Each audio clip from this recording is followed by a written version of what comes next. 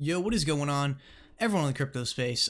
So today I did see some people on Twitter going, hey, can we get a highlight video? Can we get a recap video? So I thought I would make another video after the actual Brad Garlinghouse stream of all the highlights of important things to know and very significant things to know that Brad Garlinghouse did mention during this interview with Corey Johnson. So, although I did take a couple of notes on my whiteboard here, C3Nick, credit to him, on his Twitter, you can see pretty much all 7 to 8 quotes of everything Brad Garlinghouse said in the interview that was actually significant. So I wrote down most of those things, and I'm going to give you guys the quote and give you guys my insight on it. So again, credit to C3Nick because he pretty much captured everything significant from the interview. So make sure to go check him out and give him a follow on Twitter. So let's go ahead and get into it. So I want to start off with the most significant thing. First off, I'm not going to wait until last. I just want to give it to you guys right now. This is the thing that really was that kind of decent sized breadcrumb I was really looking for. And by the way, I noticed once the live stream was done, a lot of people were, not a lot of people, but a good amount of people were saying like, I kind of expected more. I didn't really like it. That was bad. Here's the thing, guys. I've been in the XRP space for about probably over a year and a half now. Maybe a little over a year and a half, give or take. But we've had dozens of these, like David Schwartz, Brad Garlinghouse, either going on CNBC, NBC, talking at Consensus, at Swell.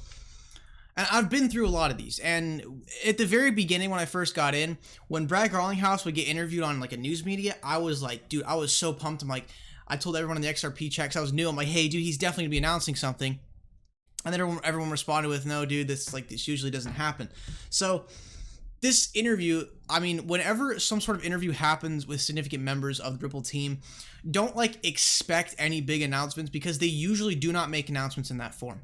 The only way that Ripple has made announcements in the past and probably will continue to do it is through a press release from Ripple Insights. They do not make announcements on news media. Even during interviews, they don't make any announcements. But what they do usually do are drop these little breadcrumbs that are just really kind of nice to get because it gives us a little hint of what may be going on behind the scenes at Ripple. So let's go ahead. I'm gonna give you guys the first quote. I did not expect this one. I did not expect to hear something this big. So first of all, this is the first quote I'm gonna talk about today. Probably the best one.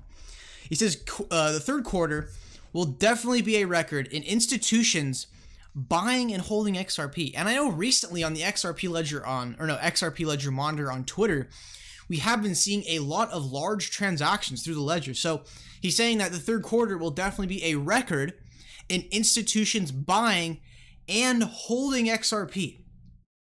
Now here's the significant part. There's a difference between institutions buying XRP and actually buying and holding XRP. Holding meaning they believe in the long-term value of it and they have a reason to hold it for maybe for transactions, or just because they think it'll go up in value in the future, and then once it goes up in value, they will use it to leverage on transactions because they can use a very small amount of XRP per each transaction, which they can may consider their asset investment, or they may consider just an investment in liquidity. But either way, he does state the third quarter will definitely be a record in institutions buying and holding XRP. I am very excited now to see the Q3 report to see how much XRP Ripple has actually sold. That's going to be fascinating to find out because we find out that 700 million XRP was sold over the counter. That means the institutions know something we don't. So that's the first quote that seriously got me pumped. The second biggest quote here is that in the second quarter, they have actually been signing 2 production contracts per week. In the first quarter, it was about one production contract per week. But now second quarter, not even including the third quarter, but the second quarter, they signed 2 production contracts per week. That is 104 clients per year if they stay at the same pace. But as we know, in Q1, they did sign 1 per week. So in the second quarter, if they sign 2 per week, third quarter could be 3 to 4 per week. Q4 could be 5 to 6 clients per week. It seems like they really got the snowball rolling now. Next thing I found very significant. Corey Johnson actually did state in the interview, not Brad Garlinghouse, but Corey Johnson said, at Swell, we will be focusing on our customers and what is happening. And not to mention that the last event at Swell, or the last segment of Swell, is going to be a customer award ceremony. So these customers are obviously going to be getting an award for doing something for the company, perhaps going live on a technology, maybe using XRP, maybe holding a significant amount of XRP, who knows. But the last part at Swell is going to be a customer celebration. So Corey Johnson also did say, no, Brad Garlinghouse, the quote I just said, that was Brad Garlinghouse, but Corey Johnson did say Swell is a big deal. So It's pretty flat out right there. Next, I got a couple more statements here you guys want to hear of. Is that Brad Garlinghouse, when asked about the question of XRapid, Brad Garlinghouse, of course, avoided the question due to NDAs and doesn't have like an exact date of when it's going to be live. And I understand why they don't give an exact date of when XRapid is going to be live, because what they don't want to do is promise something and under-deliver and not end up coming out with that product in that time frame. So when the time is right, they will announce it when they do know it can officially be live the next day. So he does say, we expect to make progress towards the end of the year and excited for what we are going to be able to share between now and the end of the year. So it seems like they might have some announcements planned, perhaps Swell or some Ripple Insights articles. I would like to hear more information on XRapid.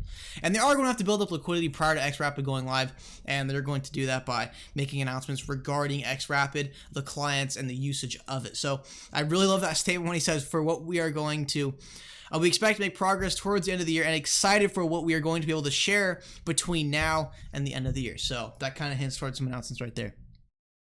And last thing I think is pretty cool is that he says, if it really is taking cost and friction out of the system, people are going to take a serious look at it. Banks definitely have been. And also the last one I really thought was significant was we have heard from our customers that they not only want to hear from us directly, but also do want to talk with other Ripple clients to then form a XRP ecosystem and not even have Ripple. Maybe there could be a point in time when Ripple starts really, or XRP, the XRP ecosystem starts to get so much traction that Ripple doesn't even have to work with banks anymore. These other banks could be discussing with each other in their little consortiums and groups and get the other banks on an XRP ecosystem. So it really shows that the XRP ecosystem is just seriously growing every day. And I would kill to know all the behind the scenes info, but it seems like from the one statement that we are going to be getting some info between now and the end of the year regarding XRapid. So thank you guys so much for watching this video. That was the highlights of the Brad Garlinghouse Ask Me Anything interview. Again, no big announcements or anything, but I think we got a good amount of breadcrumbs that will eventually lead up to the big sirloin steak, which will be XRapid going live. Thank you guys for watching this video. Make sure to drop a like, subscribe, check the links in the description if you do want to support the channel, and turn on those post notifications so you never miss a video or a stream. And by the way, I do stream every single day at 10:25 a.m. PST. So thank you guys for watching this video. I'll see you guys in the next one.